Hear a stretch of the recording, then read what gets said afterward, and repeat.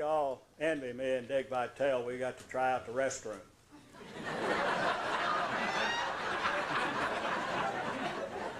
I'm thinking about moving to Altoona. We're supposed to be on 5 minutes, and your minutes are awful long up here.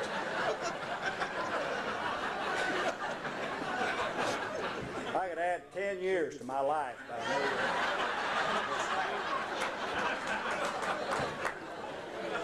and what do? You end up with a bunch of track guys. I got fired by a track guy down in Texas. Probably the easiest sport in the world to coach. You keep to your left, get back as soon as you can.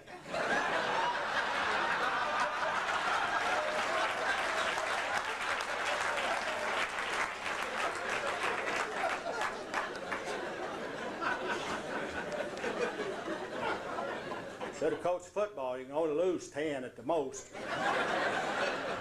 I lost 10 in December one time. But it's nice to be here with John. You read the statistics in the book, but that's not the mark of a man. When you go into a place, I remember seeing the show The Sheep Man. He's putting sheep in cattle country. First thing he did, he wanted to find out who the toughest man in town was. And Glenn Ford goes and finds it's Mickey Shaughnessy down at the cafe. So he goes down, asks him who he is. He tells him, he sticks his cigar in his cup, and they have a fight, and he whips the toughest man in town. When I go to a new school, I want to find out who's running that team besides me. And when I first took the job at Texas, the first practice we had, it didn't take long to find out that Johnny Moore is the guy I was looking for. I didn't make a move without catching a glimpse of his eye. He was a true competitor. And I've tried to find out who's the next best spot, the next best spot, the next best spot, and I didn't try anything without kind of his approval. We'd go to Houston to play, and I'd tell John, I said, you need to look after these guys, John. He said, don't worry, I'll take care of them. He said, we always go out with the Houston players after, and I don't want to listen to all that trash. So I didn't have any problem with that. I'll leave some for John to tell. We had a lot of fun, played a screwy game. Each person I learned off of football, one side didn't know what the other side was doing, and I just coached one guy here and kept them apart so they couldn't stay together a whole lot. And the NIT was strictly a masterpiece of ball playing. When I had the team, I told the team, I lay out the rules, I said I only play 6 or 7 guys. And if you want to play, you got to get up in that group. And John was a point guard. You don't get to be all-star being a point guard. What you do, you make other people famous. When we played in the NIT, there wasn't a better player in the NIT than Johnny Moore. He's a favorite right now. If he have a night for him in Texas, if he walked back into Texas gym today and introduce him, it'd be a standing ovation saying, Johnny, Johnny, Johnny, Johnny. He led the team. He had an option. We had a zone defense with options on it. He could follow his man through, not follow him through, double team. He set the key the key. If he double teamed, everybody else knew what to do. We played BYU with Danny Ainge. Danny Ainge makes a pass, goes through, John follows him. He hollers man for man. He comes back and we're in the zone. Next time you know, John's got him. We changed around. BYU got 54 points, and he shut out Danny Ainge. Coach is just a coach. Players play. And I don't think I talked to John about what he was going to do. We spent a lot of time sitting around talking. I wanted him to finish school. He set his mind on playing pro ball. He tried out. Doug Moe said he'd never make it. He came back, I made him grad assistant. He'd work with our team, and he said he was going to make it. And I tried to tell him what would happen if he didn't make it, but he wouldn't listen to that. There was no way that he wasn't going to make it. So he goes down, makes the team. They say he wasn't a good shooter. Gervin gets hurt. John averages 35 a game. He could always shoot and always score. John would get off base a little bit. I knew he was well brought up because he was always a gentleman.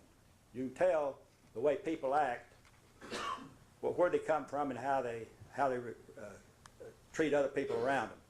So I knew he had a good background. How the hell they ever found Altoona to get him is beyond me. This is not a place you'd stop and look for a ball player. But I was glad I found him. They were really close, that team was. We went to New York. And I never did have a lot of meetings. If you have a meeting, somebody's always late.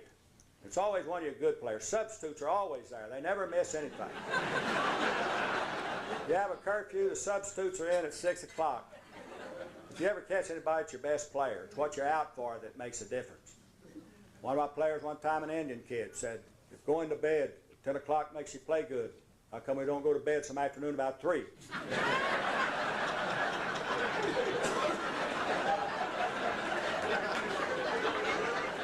I'd give the players money to eat on, and my threat was we're going to have a pregame if you play bad the next game. Back then, if you didn't win the conference, you didn't get to go to the NCAA. We got beat with Houston 1 point. I was devastated because I wanted to go to the NCAA so bad. We get a call from the NIT. Assistant coach said, we going? I said, I'm through with it. I've had it. I can't go anymore. He said, can I poll the team? So they went over and the team said they'd like to go. So I called the team together and I said, are you going to work hard or are you going to mouse around? If we're going to play to win. And I want to have every effort you got, and I'm going to sit in the stands and watch you 2 days. If you don't win, if you don't practice hard, I'm going to call them and call the game off. We're not going to play anymore. And every once in a while, I'd have to jump on them. So we had a strange-looking team. If you ever get a chance to see Johnny Moore, if you see him in the NIT, we had a guy 6'4", had a little fat belly. We gave him a nickname Brick. Had a guy named Krevax, a little guy would run kind of flat-footed, zero in, could shoot the ball in from any part. Had a guy named Goody. He named him Goody, had thick hands. Football players was afraid of him. He was our defensive man. Then a guy named Tyrone who didn't have any arches in his feet. White guy, slow, shot from the hip. So we played the game against Temple, and we were supposed to play Nebraska. And they tried not to play, so we went ahead and won. So we were supposed to play Georgetown University. I didn't find this out for 5 years later. And they changed it, and Rutgers was going to play North Carolina State. The athletic director told the coach at Rutgers, said, we're going to change opponents. So we found a team you can beat. Said, that team can't beat anybody. So we go up to New York. And I give them money to eat on and turn them loose. I don't know where they go. I think the black guys want to see Harlem. Well, I went out there myself. I was kind of interested to see what was going on. And I really did feel like we were going to beat anybody because I've been up there. They're hard to beat in that area. And darn if we don't go over there and beat the team by 18. And the next day we're going to play. And they won't give me any money to eat. Football had $12 breakfast. We had $15 a day to eat on. Johnny and Krevax room to room, and they carry your bags up, and they wanted $1 a bag. And he said, we don't get $15, we're not giving you any money for tip. The guys hollering at him, they're holding the door on him, they throw $1 at him and close the door. Well, we're going to play in the finals. They said, what do you worry about? And I said, I worry about them $6.95 eggs over there at the hotel. I never saw a chicken could lay a $6.95. But it's in there in a little basket, you know, the fan going on it, knitting. I said, if I ever come up here again, I'm going to leave 3 players and bring 6 chickens. So they really thought we was a bunch of bumpkins. They thought we didn't know anything about the game. Johnny made us look fast. He could go everywhere and we'd trudge down the floor. And we ended up beating those rascals. And the happiest part of all of Johnny's career was after the game, when his coach showed up. I never saw a guy so happy. I enjoyed winning, but to see the people around him was what you play the game for. And I watched him down at the Spurs. He's a good man.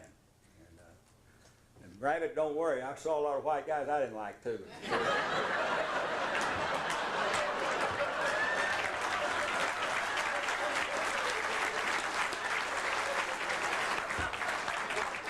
Well, my own folks wouldn't let me bang table till I was 14 years old.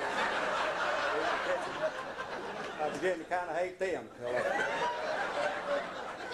So don't take that stuff too serious. All that stuff changed now. So I'd like to present Johnny. I could talk all day about him. Probably talk all day about any subject. But we got Dickie V come on. He's like that energized rabbit. He just goes and goes and goes. will get you for that. So I'd like to present you this, John. You're one of my favorites. You're like my own son. Even though, you know you're not playing. Can you believe he's 36 years old?